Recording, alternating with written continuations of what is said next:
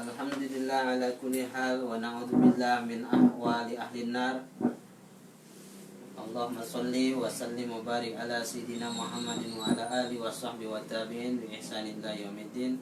Rabbi shrah li sadri wa yassir li amri wahlul 'uqdatam min lisani yafqahu qawli wa saddid lisani wahdi qalbi bi jahi nabiyyika Muhammadin sallallahu alaihi wasallam, amma ba'du. Hadirin wal hadirat, jamaah kajian kitab Al-Hikam dan kitab-kitab yang lainnya. Pada malam hari ini kita bersyukur kepada Allah atas segala kondisi, dan kita berlindung kepada Allah dari segala keadaannya penghuni neraka. Mudah-mudahan kita dijauhkan dari siksa neraka dan juga untuk keluarga kita. Insya Allah dengan keberkahan majelis pada malam hari ini, Allah berkenan senantiasa memberikan kelemah lembutannya, penjagaannya, pertolongannya, dan juga kasih sayangnya selalu meliputi kehidupan kita dan keluarga kita. Amin amin ya rabbal alamin. Melanjutkan kajian kesalahan suami dalam rumah tangga.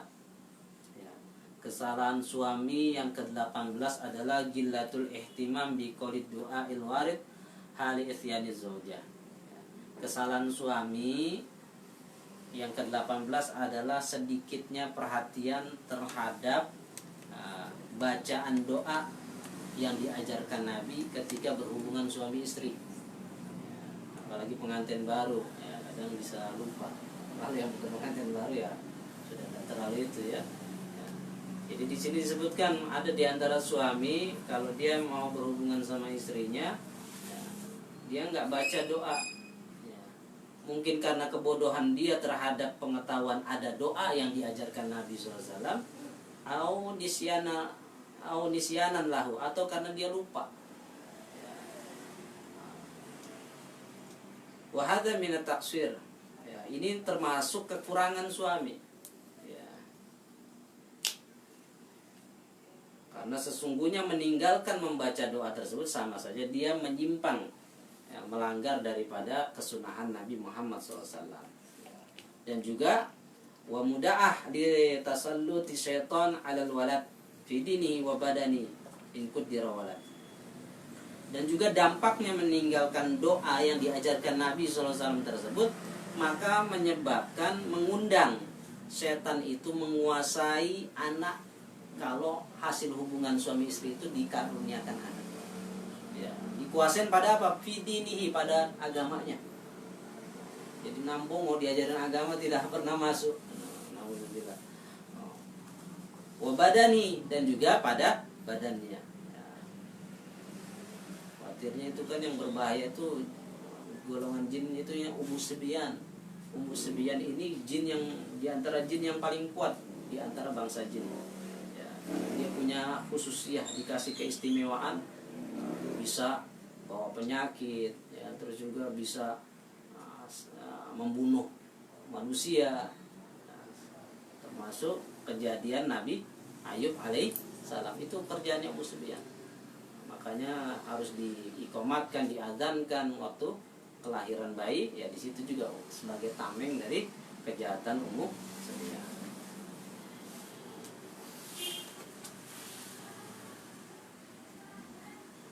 Bahkan bisa jadi tarku hadzal doa min asbabis syaqail aulad.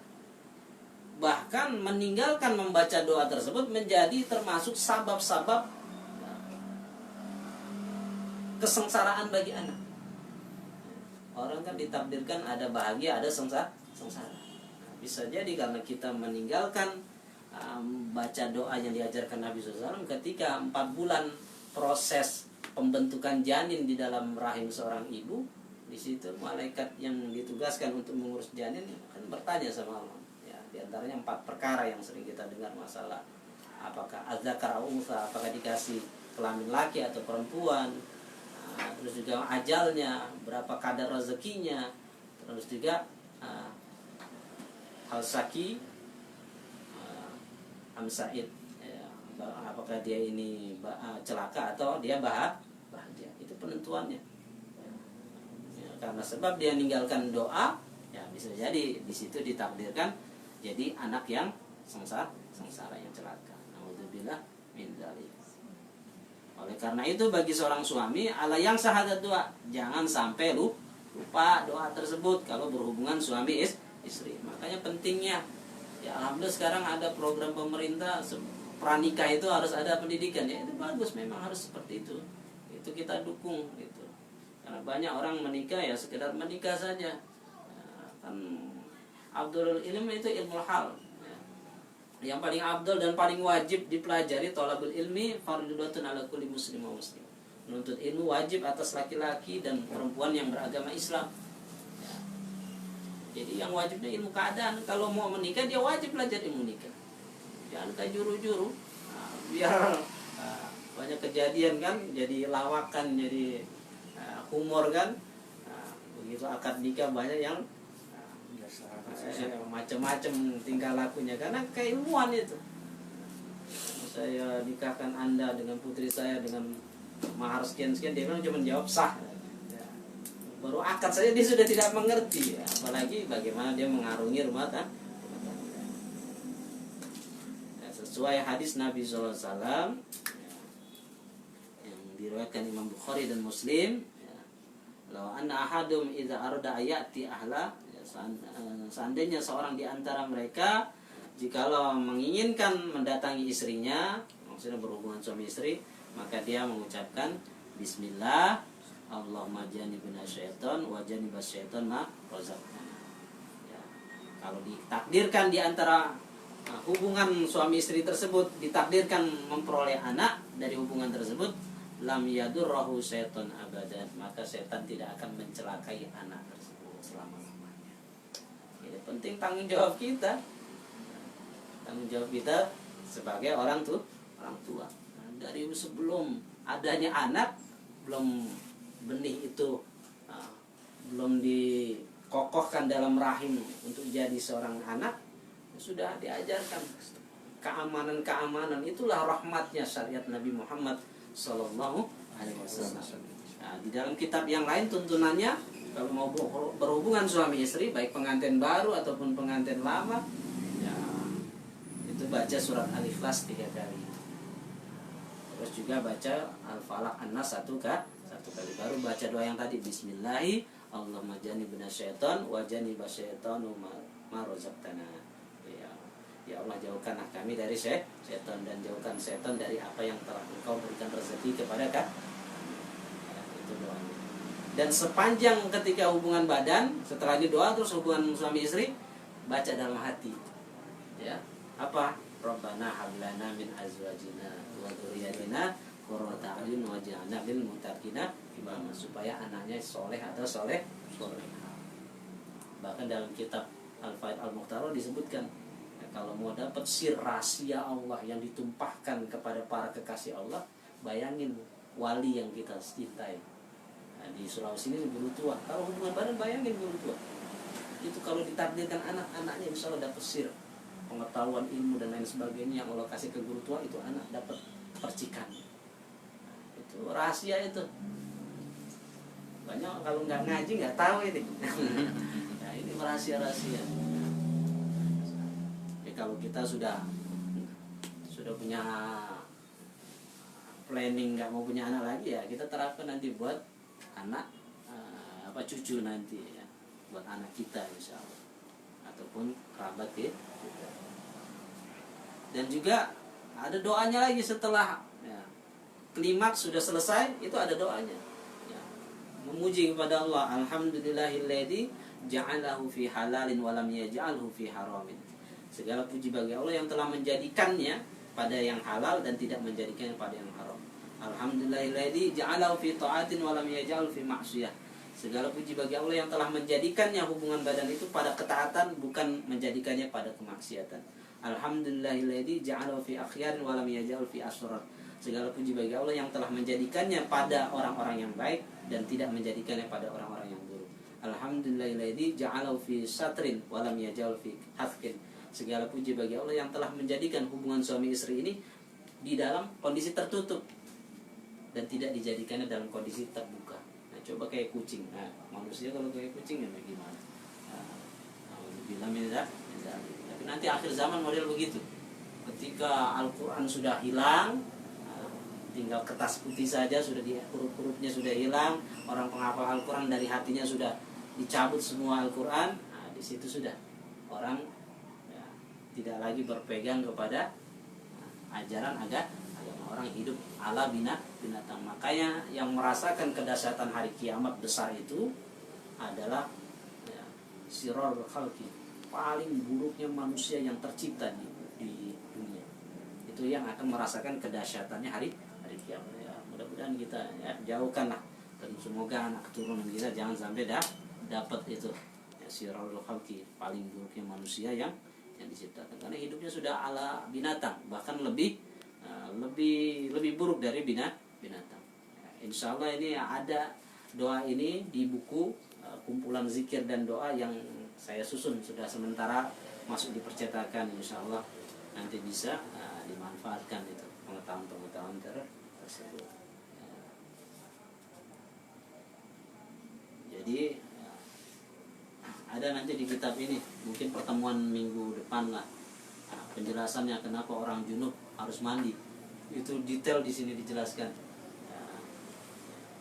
Di antaranya saya kasih kisi-kisinya ya. Jadi kalau orang junub itu mereka jauh dari Allah, jauh dari sifat Allah.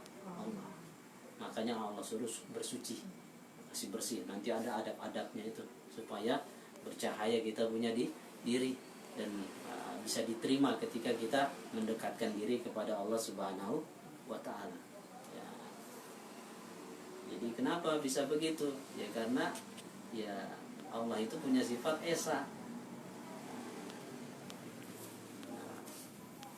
Ketika suami istri, sepasang suami istri berhubungan badan, mereka berserikat, bersekutu, bekerja sama, tapi dalam keadaan lupa kepada Allah. Mayoritas orang lupa kepada Allah.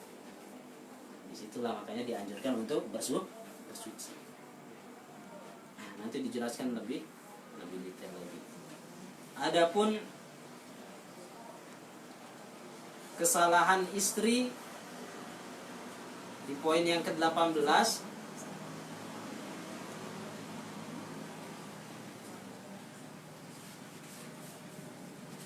yaitu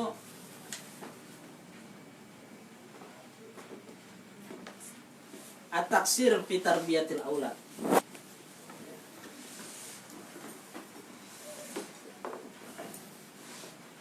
Istri dianggap bersalah dalam rumah tangganya, yaitu ketika dia kurang di dalam mendidik anak-anaknya. Sebetulnya yang menjadi sentral ini ibu. Karena fal ummu hiyal madrasatul ula li auladi. Karena ibu adalah sekolah pertama bagi anak. Makanya yang nyusuin anak, ya, budayanya dulu di Arab Saudi, ya, zamannya Rasul sendiri, ya, kalau anak baru lahir biasanya orang-orang Bani Sa'ad yang menyusui anak-anak mereka, karena daerah suasana gunung, udaranya bagus. Dan Rasulullah pun pesankan, ya, kalau ada orang mau menyusui anak kita, harus diperhatikan masalah agamanya. Dia suka ninggalin sholat atau tidak. Kalau suka ninggalin sholat, itu air susu itu, benihnya itu masuk kepada itu anak. Perangai yang tidak baik akan masuk kepada anak. Hati-hati. Makanya selalu dijaga. Bahkan semenjak hamil itu dijaga. Nggak boleh susupo, nggak boleh ngomong-ngomong kotor dan yang sebagainya. Lebih banyak baca sholawat, dengar lantunan Al-Quran. Karena itu masukkan asupan gizi yang rohanianya. Kalau makan buah-buahan dan lain sebagainya itu untuk jasmaninya, itu supaya pertumbuhan bayi bagus secara jasmaninya. Tapi ada, kita seorang ibu itu punya tanggung jawab memberikan makanan rohaniah kepada anaknya. Di antaranya ya dia baca Al-Quran dan sebagainya. Makanya banyak anak-anak yang bisa hafizah ya karena orang tuanya dari semenjak hamil suka dengar murattal ya Al-Quran, 30 juz sering diperdengarkan itu. Tiba-tiba itu anak setelah lahir ya mudah untuk menerima daripada Al-Quranul Karim. Jangan sering dengar lagu-lagu, ya akhirnya anaknya suka dengar lagu.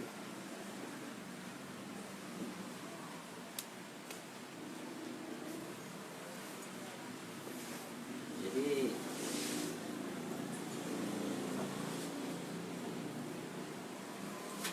nanti dijelaskan lebih panjang lagi deh ini masalah ibu ini sebagai sekolah pertama buat anak-anaknya ya, karena 24 jam anak itu lebih dekat dengan ibu. Makanya di zaman Bani Israel itu ada dua Musa kan, ada Musa As-Samiri, ada Musa bin Imran. Musa As-Samiri ibunya orang ahli zina, hamil di luar nikah, karena malu begitu sudah lahir anaknya dibuang di tengah hutan.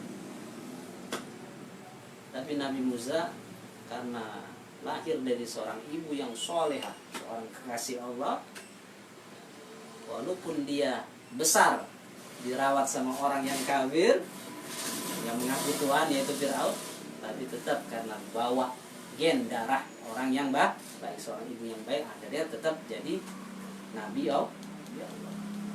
Tapi Musa As-Samiri dirawat sama malaikat Jibril alaihissalam. Kalau setiap lapar kehausan itu langsung malaikat Jibril turun, keluar dari jari jemari malaikat Jibril seukuran susu yang mengenyangkan ini Musa As-Samiri sampai tumbuh besar. Walaupun padahal yang didik Tausul malaikat, pimpinan malaikat. Tapi karena bawa gen dari gen yang tidak baik, akhirnya jadi pencetus penyembahan anak sapi, patung anak sapi. Kenapa bisa ngomong itu, bisa bersuara itu patung sapi itu? Karena ya, Musa As-Samiri dia ngambil jejak tapak kaki kudanya malaikat Jibril alaihissalam waktu turun mau nyelamatin Nabi Musa alaihissalam. Bekas tapak kaki kudanya itulah diambil itu, dimasukin ke dalam patung sapi, akhirnya bisa ngok. Makanya paling penting perempuan itu paling penting. Dia bawa darah. Jadi anak sebengkok apapun kalau ibunya baik, pasti dia akan baik itu anak. Karena dia bawa gen yang baik. Paling penting. Apalagi kalau kita nanti mau punya mantu kan, kita punya anak laki-laki ya, lihat-lihat yang baik ini istrinya. Jangan nandaza kita sudah kasih besar capek-capek ya, kita salah kasih. Nah, dapat istri yang tidak baik. Nah, itu binamindah. Jadi penting ya. Jadi harus seorang istri itu harus pandai mendidik putra-putrinya. Jadi suami harus pandai ilmu agama, ajarkan ke istri. Karena suami sibuk cari nafkah. Nah, tinggal tugas istri mendidik anak. Insyaallah itu kesalahan suami istri. Kita beranjak ke Al-Hikam. Dalam kitab Al-Hikam sudah masuk hikmah ke-18 kalau dalam kitab ini ya. Hikmah ke-18 adalah ihalatu kal a'mal ala wujudil faraq mir'unatin nafs. Ya. Jadi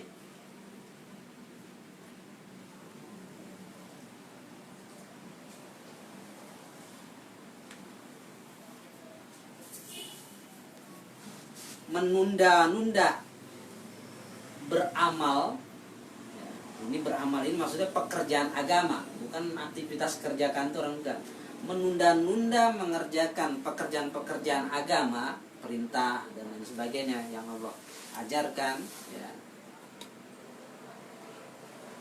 Di saat adanya kesempatan peluang, maka tindakan tersebut miru'unatin nafs, termasuk paling bodohnya jiwa.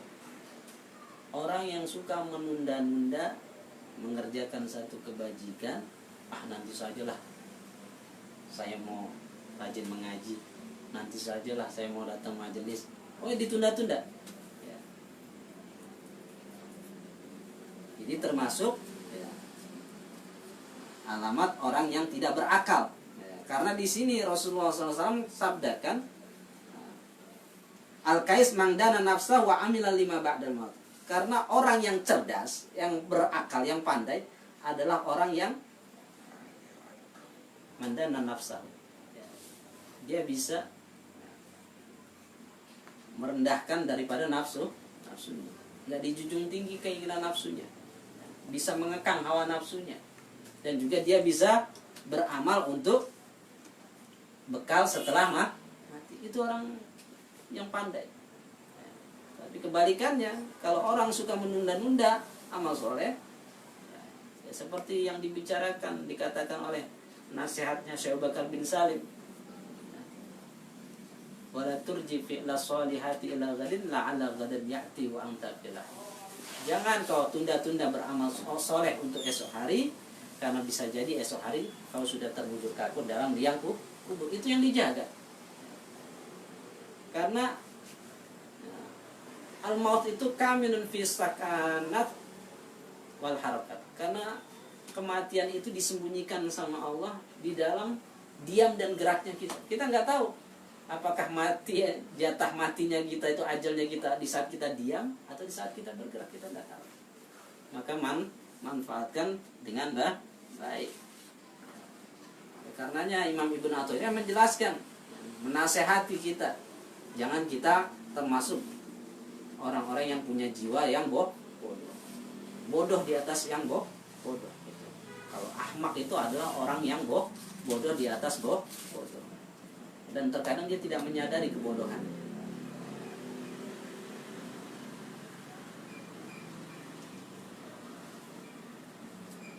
Karena banyak, dua nikmat banyak memperdayai orang, diantaranya nikmat sehat dan nikmat waktu tua.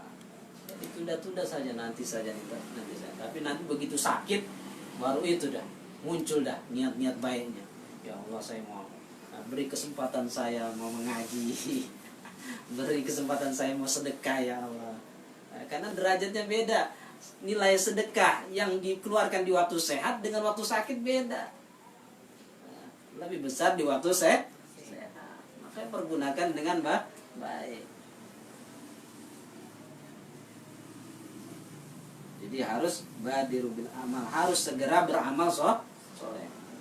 Badiru bil amal qabla an tusgalu. Bersegeralah beramal sebelum datang masa sibuk.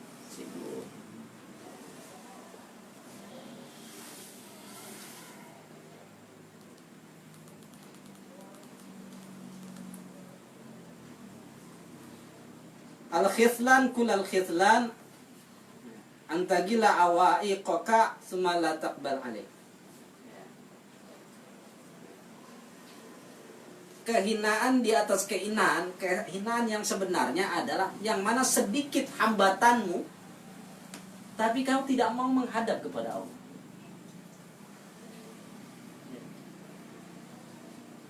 Itu kehinaan. Apa alasan apa yang kita akan datang menghadap Allah, kita mau berikan kepada Allah? Di saat orang kaya nanti beralasan, kenapa kamu tidak ibadah? Saya ingin sibuk ya Allah, ngurus harta saya ya Allah. Dihadapkan itu Nabi Allah Sulaiman, yang paling kaya. Kau lebih kaya mana, Nabi Sulaiman atau kamu? Coba, Nabi Sulaiman saya berikan kerajaan yang gak pernah dipunya sama raja-raja lain. Tapi dia tidak pernah melupakan ibadah kepada. Beralasan lagi karena sakit. Kenapa kamu tidak ibadah? Sakit ya Allah. Dihadirkan Nabi Ayub. Kenapa kamu tidak ibadah? Saya miskin ya Rabb. Coba. Dihadirkan Nabi Isa alaihissalam. Nabi Isa alaihissalam itu Nabi paling miskin. Hartanya cuma sisir. Gak punya rumah. Di mana tempat dia mengantuk di situ. Beristirahat sudah di situ. Beliau diangkat duluan. Diangkat duluan. Ya. Usia 30 tahunan beliau diangkat. Belum menikah. Nah, nanti di akhir zaman beliau diturunkan lagi, lalu menikah dan punya anak. Hanya semasa 40 tahun saja beliau. memakmurkan dunia.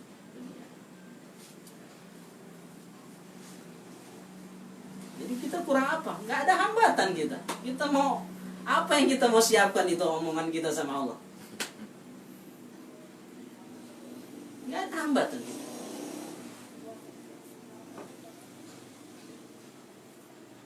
Kita tidak seperti orang Arabi, orang gunung yang harus turun gunung cari ulama, belajar. Tidak. Di sekitar kita ada ulama banyak. Dan tidak keluarkan uang banyak juga. Beda justru malah santri-santri yang keluar daerah kemana-mana, dia keliling cari pengetahuan. Ya, itu. Mereka keluar banyak. Tapi yang ilmu wajib itu untuk tahu sholat, tahu berwudu, tahu mandi, tidak banyak pengeluaran biaya. Kita paling isi bensin paling 10.000 masih bolak-balik tuh pulang pergi. Jadi jangan sampai kehinaan itu kita ridhoi, ada melekat pada diri. Kita pergunakan baik-baik usia kepada yang baik-baik.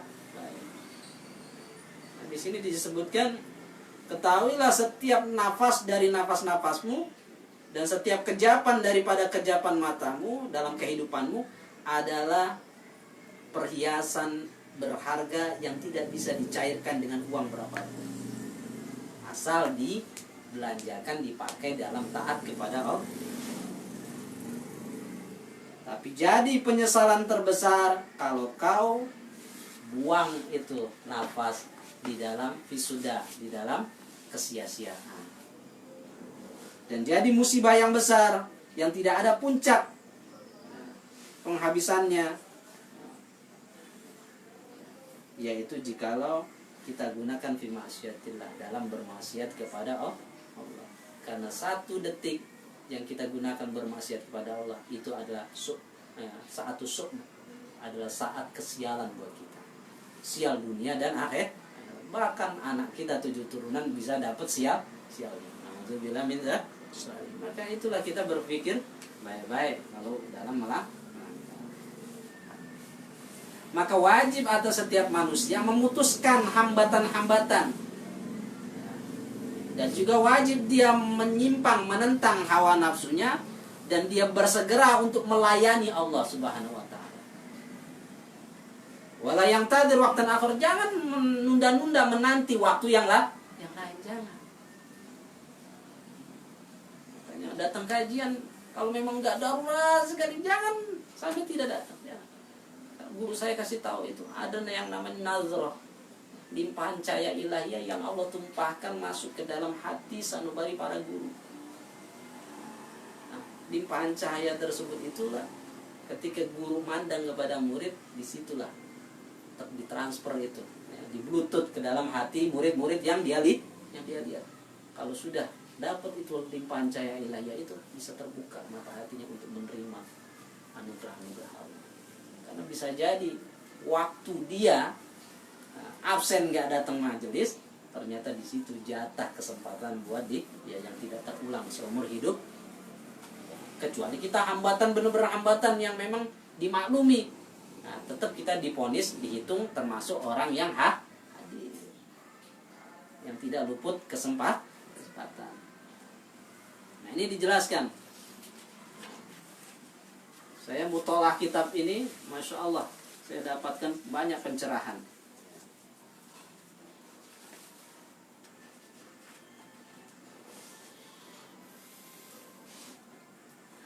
Kenapa orang disebut bodoh jiwanya ketika dia menunda-nunda mengerjakan perintah-perintah pekerjaan agama?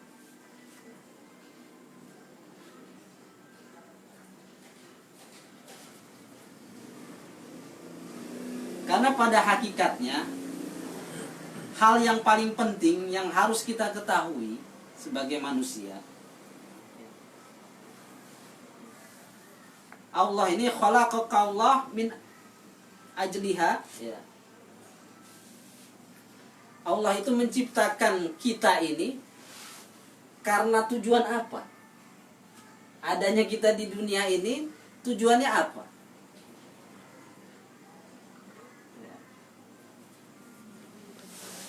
Karena di dalam Al-Quran surat Az-Zariyat ayat 56, 57 disebutkan, wa ma khalaqtul jinna wal insa illa liya'budun. Tidaklah aku ciptakan jin dan manusia kecuali untuk menyembahku, melayaniku, mengenal aku, dan kemudian dia cinta, kemudian dia melayaniku dengan penuh ketulusan hati. Ma uridu minhum miriskin. Sampai Allah tegaskan lagi, aku ini tidak menginginkan dari mereka manusia dan jin daripada rezeki yang mereka cari. Wa ma uridu ayut'imuni, dan aku tidak menginginkan mereka kasih makan. Karena aku yang kasih rezeki buat mereka. Aku yang kasih makan kepada mereka.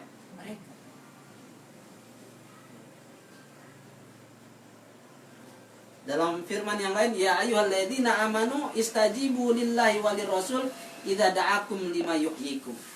Wahai orang-orang yang beriman, penuhilah undangan Allah, ajakan Allah. Penuhilah ajakannya Rasul sallallahu alaihi wasallam apabila mengajak kalian kepada apa yang bisa menghidupkan kalian. Tafsir Ibnu Abbas di dalam kitab Tanwir Mikbas, tafsir Ibnu Abbas disebutkan, ilama yukhrimukum wa yu'izzukum wa yuslihukum minal qatli wa ghairi. Maksudnya apa? Apabila Allah dan Rasulnya mengajak kalian terhadap apa-apa yang bisa menyebabkan kalian dimuliakan sama Allah, terhadap perkara hal-hal yang mana Allah akan mengagungkan kamu, terhadap perkara yang menjadi maslahat buat kamu, kebaikan kamu dunia akhiratmu. Di antaranya kalau disuruh perang, ya perang. Disuruh sholat, ya sholat. Disuruh ihsan, berbuat baik sama siapapun, kita berbuat baik. Berbuat adil, ya adil. Suruh keluarkan zakat, ya harus zakat. Itu ajakan-ajakan Allah dan Rasul. Wa mimma razaqnahum yunfiqun. Itu kalau secara tekstualnya wa mimma, dan dari sebagian kecil rezeki yang kami rezekikan mereka infakkan. Itu tanda orang bertakwa. Karena Allah tahu sifatnya manusia itu nabotu fayqulu, pelit. Yang sedikit saja yang Allah minta untuk dibelanjakan kepada orang yang berhak, mereka kadang masih apalagi disuruh semua. Ya. Syarat orang bertakwa itu wa mimma razaqnahum yunfiqun. Dan dari sebagian kecil rezeki yang kami rezekikan mereka infakkan.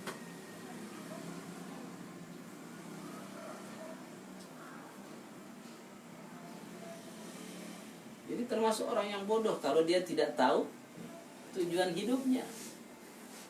Kalau sudah dia tahu dia diciptakan untuk beribadah, kemudian dia sibuk cari doe, cari jabatan, cari pamor di hati manusia, nah, berarti dia orang bodoh. Dia nggak tahu jati dirinya, tujuan hidupnya, nah, tidak tahu.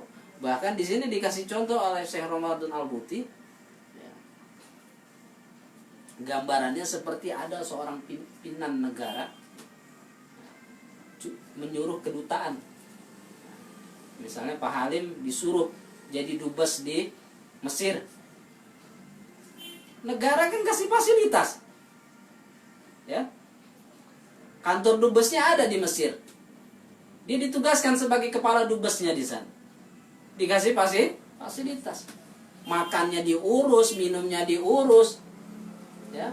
Semua kebutuhannya diurus. Tapi dia ada tugas. Ya. Ada tuh. Tapi ternyata dia di Mesir tidak melaksanakan tugas. Dia sibuk menikmati pasir. Nah, itu gambarannya orang di dunia. Ya, dikasih kehidupan sama ini. Ya, alam semesta ini, kainat ini yang dijadikan sama Allah, diciptakan sama Allah, ini sakhar. Sudah ditundukkan sama Allah. Coba itu kalau tidak ditundukkan, pakaian saja kalau tidak ditundukkan, lari. Tidak mau nutup aurat. Sama sabda Nabi SAW, ya, orang yang meninggalkan sholat itu sampai pakaian ngomong, kalau Allah tidak tundukkan saya nutup auratmu, saya lari. Karena saya takut terhadap azab Allah.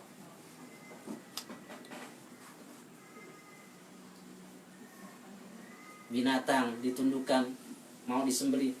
Siapa kalau ayam begitu tangkap, terbang, orang pada kelaparan semua. Semua diatur sama Allah, ditundukkan supaya jadi fasilitas. Fasilitas apa? Ad-dunya masra'atul akhirah. Dunia adalah ladang untuk akhiran, manennya di sana. Maka pergunakan, dikasih harta pergunakan baik-baik. Karena itu ladang tanaman yang kita harus tanam. Terserah kita mau tanam yang buruk ataupun yang baik. Semuanya. Itu gambarannya.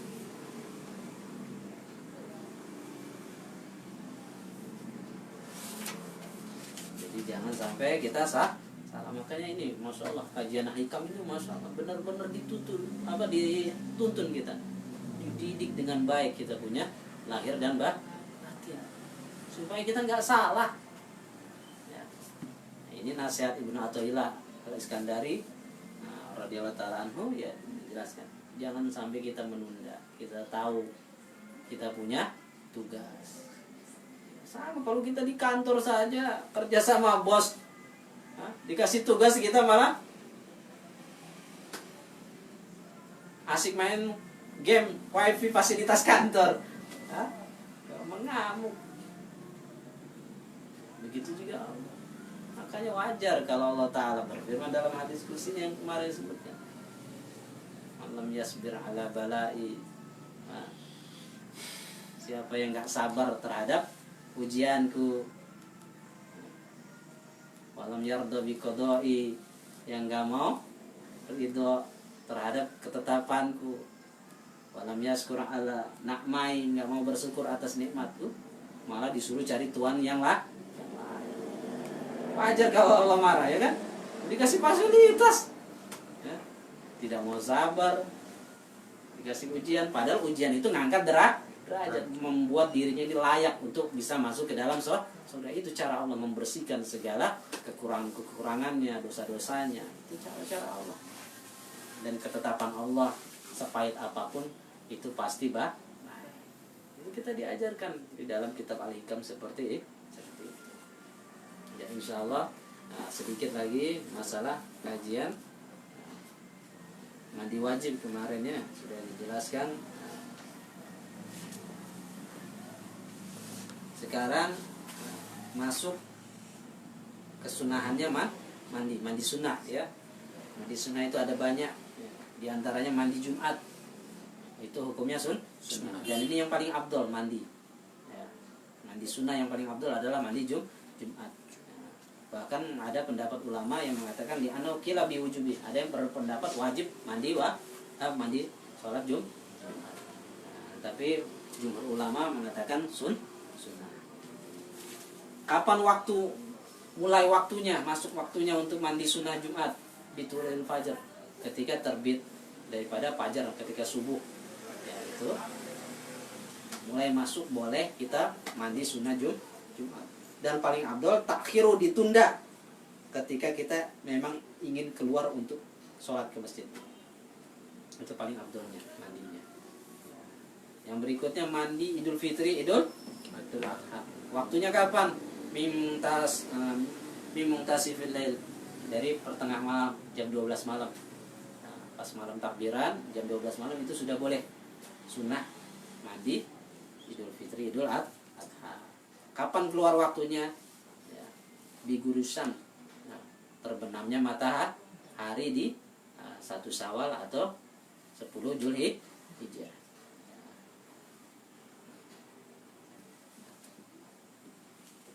Dan disunahkan mandi sunnah tersebut ya, untuk orang yang memang ada di hari tersebut, bukan bagi orang yang mau hadir sholat Idul Fitri dan Idul Adha. Siapapun yang dia nggak sholat di lapangan, nggak sholat di masjid ya, dia tetap dapat kesunahan untuk mandi Idul Fitri dan Idul Adha. Fayusan walau min haidin wa ghair mumais, maka disunahkan meskipun orang itu haid, perempuan itu haid atau nifas ya, wa ghair mumais, bahkan itu anak kecil yang belum mumais, anak kecil yang belum balik, itu dianjurkan, disunahkan untuk mandi. mandi sunnah. Ya insya Allah karena sudah terlalu malam. Ya, mudah-mudahan Allah Subhanahu wa taala panjangkan umur kita dalam keadaan sehat walafiat dan bertakwa kepada Allah Subhanahu wa taala. Yang sakit di antara kita, mudah-mudahan Allah taala sembuhkan penyakitnya lahir dan batinnya. Semoga yang rezekinya macet mudah-mudahan dilancarkan oleh Allah Subhanahu wa taala. Yang memiliki punya utang piutang mudah-mudahan dilunasi oleh Allah Subhanahu wa taala. Dibantangkan rezeki yang luas, yang berkah, yang tidak mendatangkan hisab dan siksa pada hari kiamat. Dan semoga Allah Ta'ala ampuni dosa-dosa kita, dosa-dosa orang tua kita, dosa-dosa mertua kita, dosa-dosa orang-orang yang kita cintai, anak keturunan kita, guru-guru kita semuanya.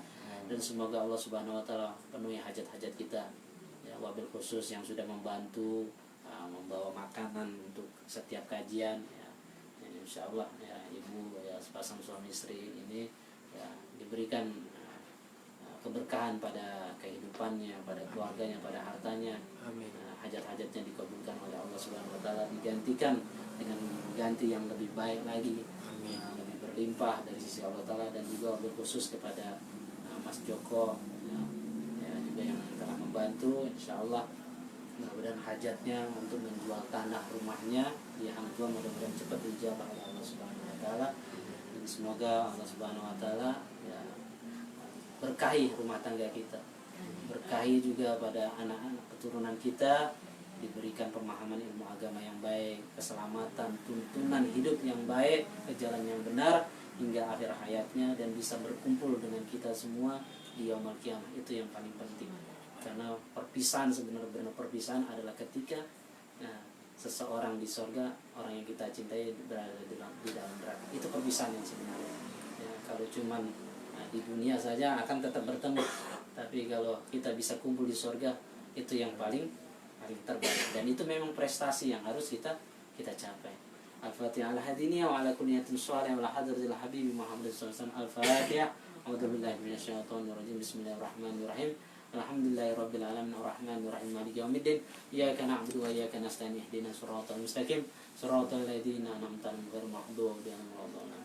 Ya Rabbana tarabna bi annana qtarabna wa annana asrabna ala ladha asrabna fatub alaina taubata sili kulli hauba wastur lana al-awrati wa aminir rawati waghfir li walidina rabbi wa mauludina wal ahli wal ikhwani wa sairil khilani wa kulli dhi mahabba aw jiratin aw suhba wal muslimina ajma'a amin ya rabbi asma fadlan wa juda manna la bi ikhtisabi minna bil mustafa rasuli nahdha bi kulli su'li shalla wa sallam rabbi alaihi addal habbi wa alihi wa sahbihi idadatu si suhbi walhamdulillahi fil bada'i wa tanahi.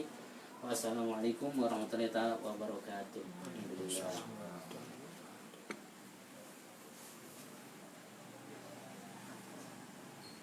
Dimakan.